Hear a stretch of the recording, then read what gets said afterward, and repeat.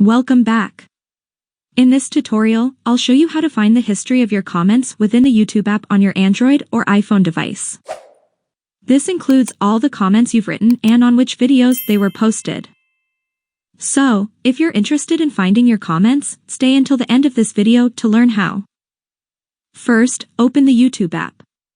Then, tap on your profile in the bottom right corner of the screen. Next, tap on the gear icon in the top right corner of the screen to open Settings. Once in Settings, find the option Manage All History and tap on it. Now, in the top menu, select the Interactions option.